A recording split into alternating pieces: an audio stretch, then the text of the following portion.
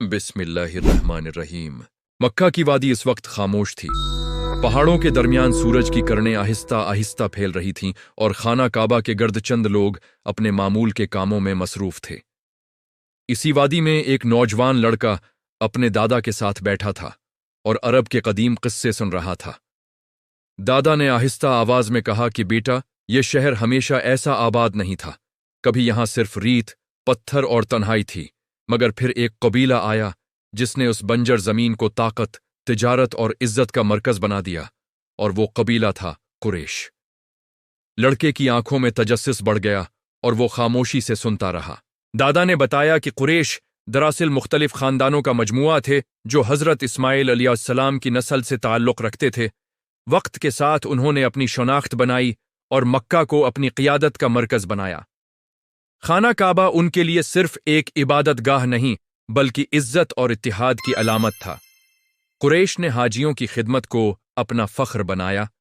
दौर दुराज से आने वाले मुसाफिरों को पानी पिलाना, खाना देना और उन्हें तहफ़्फ़ुज़ फराहिम करना उनकी रवायत बन गई। यही खिदमत उनकी शहरत का आगाज बनी और अरब के कबाइल उन्हें इज्जत की निगाह से देखने लगे। वक्त गुजरता गया और कुरैश ने सिर्फ मजहबी मकाम पर इक्तिफा नहीं किया, बल्कि तिजारत को अपनी ताकत बनाया। वो जानते थे कि मक्का की जमीन खेती के लिए मौजू नहीं, इसलिए उन्होंने अपने ज़हन और हिम्मत को इस्तेमाल किया। उन्होंने काफिलों की शक्ल में तिजारत शुरू की। सर्दियों में यमन का सफ़र करते और गर्मियों में शाम की तरफ रवाना होते। उनके काफिलों में कपड़े, खुशबुएं, चमड़ा और मुख्तलिफ कीमती सामान शामिल होता। हर काफिला एक मुकम्मल मंसूबा बंदी के साथ निकलता। मुहाफिज साथ होते, रास्तों की मालूमात होती और हर पड़ाव पर मुआहिदे किए जाते ताकि सफ़र महफूज रहे। कुरैश की ताकत सिर्फ तिजारत में नहीं बल्कि उनके इत्तेहाद में भी थी। उनके अंदर मुख्तलिफ खानदान थे और हर खानदान की अपनी जिम्मेदारी थी। कुछ लोग मेहमान नवाजी में मशहूर थे, कुछ जंगी हिकमत अमली में माहिर और कुछ सियासत व सफारत में नुमायां। दारुल अंदवा नामी एक जगह थी जहां बड़े फैसले किए जाते, सरदार जमा होते, मशूरा देते और फिर इज्तिमाई फैसला किया जाता। यही मशावरत उनकी सबसे बड़ी ताकत बनी, क्योंकि उससे कबीला अंदरूनी इख्तिलाफात से बचा रहा। मक्का में बाजार लगते तो दूर दूर से लोग आते, शायरी के मुकाबले होते, तकरीरें की जातें और बेहतरीन अल्फाज को इज्जत दी जाती। कुरैश ज़बान व बयान में माहिर थे, उनकी गुफ्तगू में एतमाद होता और यही एतमाद तिजारत में भी झलकता। एक दिन लड़के ने दादा से पूछा कि क्या कुरैश हमेशा ताकतूर रहे, तो दादा ने मुस्कुराकर कहा कि नहीं, उन पर भी मुश्किल वक्त आए। कभी कहत पड़ा, कभी जंगों का खतरा बढ़ा, मगर उन्होंने हिम्मत नहीं हारी। उन्होंने नए इत्तिहाद बनाए, रास्ते बदले और अपने निज़ाम को मजीद मजबूत किया। दादा ने एक वाकया सुनाया कि जब एक बड़ा तिजारती काफिला खतरनाक रास्ते से गुजरने वाला था, तो कुरैश के सरदारों ने मिलकर फैसला किया कि काफिले के साथ इजाफी मुहाफिज भेजे जाएं और रास्ते में आने वाले कबाइल के साथ पहले ही इम्न के माहिदे किए जाएं। इस हिकमत अमली ने न सिर्फ काफिले को महफूज रखा, बल्कि उनकी साख को भी बढ़ाया। अरब के दूसरे कबाइल ने देखा कि कुरैश सिर्फ ताकतूर नहीं बल्कि समझदार भी हैं। मक्का की गलियों में जिंदगी का एक मुनफरिद अंदाज था। खाना काबा के अर्दगर्द बाजारों की तरतीब इस तरह की गई थी कि हाजियों को आसानी हो। जमजम का कनवा लोगों की प्यास बुझाता और मुसाफिरों के लिए मेहमान खाने बनाए गए थे। ये सब कुछ इस दौर के लिए एक मुनज़्ज़म शहरी मंसूबा बंदी की मिसाल था। कुरैश ने अपने शहर को सिर्फ रहने की जगह नहीं, बल्कि एक मरकज बनाया जहां तिजारत, सकाफत और रूहानियत एक साथ मौजूद थे। कुरैश के नौजवानों को बचपन से ही तरबियत दी जाती थी।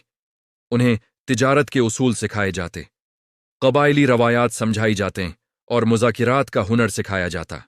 बुजुर्ग अपने तजुर्बात सुनाते और नौजवान उन्हें अमल में लाते। यही तरबियत कबीले की मुसलसल कामयाबी का राज बनी। दादा ने कहा कि कुरैश की असल ताकत उनका इल्म और तजुर्बा था। वो हर मुश्किल से कुछ सीखते और आगे बढ़ते। एक दिन मक्का में एक बड़ा मीला लगा। मुख्तलिफ कबाइल आए और खाना काबा के गर्द इबादत के साथ साथ तिजारत भी हुई।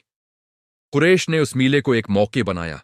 उन्होंने नए मुआहिदे किए, नए दोस्त बनाए और अपने शहर की अहमियत को मजीद बढ़ाया। दुश्मन कबाइल भी यहां अमन से आते, क्योंकि मक्का को ایک مقدس اور غیر جانبدار جگہ سمجھا جاتا تھا۔ یہ حکمت عملی قریش کی سب سے بڑی کامیابیوں میں سے ایک تھی۔ دادا نے لڑکے کو بتایا کہ قریش کی تاریخ صرف طاقت کی کہانی نہیں بلکہ ذمہ داری کی بھی داستان ہے۔ خانہ کعبہ کی حفاظت، حاجیوں کی خدمت اور شہر کے امن کو برقرار رکھنا ان کی اولین ترجیح تھی۔ وہ جانتے تھے کہ عزت صرف طاقت سے نہیں بلکہ خدمت اور انصاف سے ملتی ہے۔ جب کبھی قبیلے کے اندر اختلاف ہوتا تو بزرگ بیٹھ کر ثالثی کرتے اور ایسا فیصلہ دیتے جو سب کے لیے قابل قبول ہو۔ لڑکا اب پوری طرح اس کہانی میں کھو چکا تھا۔ اس نے محسوس کیا کہ قریش کی کامیابی کسی ایک شخص یا ایک فیصلے کا نتیجہ نہیں بلکہ نسلوں کی محنت، اتحاد اور حکمت کا ثمر تھی۔ دادا نے آسمان کی طرف دیکھتے ہوئے کہا کہ ہر قوم کی طرح قریش نے بھی غلطیاں کیں اور آزمائشوں سے گزرے، مگر ان کی کہانی ہمیں یہ سکھاتی ہے کہ اتحاد، منصوبہ بندی اور خدمت کا جذبہ کسی بھی قوم کو بلندی تک پہنچا سکتا ہے۔ شام ڈھلنے لگی، خانہ کعبہ کے گرد چراغ جلنے لگے اور مکہ کی فضا میں ایک عجیب سی سکون بھری روشنی پھیل گئی۔ لڑکے نے اپنے دادا کا ہاتھ تھاما اور کہا کہ آج اسے سمجھ آیا کہ ایک قبیلہ کیسے تاریخ بدل سکتا ہے۔ دادا نے مسکرا کر جواب دیا کہ تاریخ صرف جنگوں سے نہیں بنتی بلکہ لوگوں کے کردار، ان کی محنت اور ان کے فیصلوں سے بنتی ہے، اور قریش کی کہانی اسی حقیقت کی ایک روشن مثال ہے۔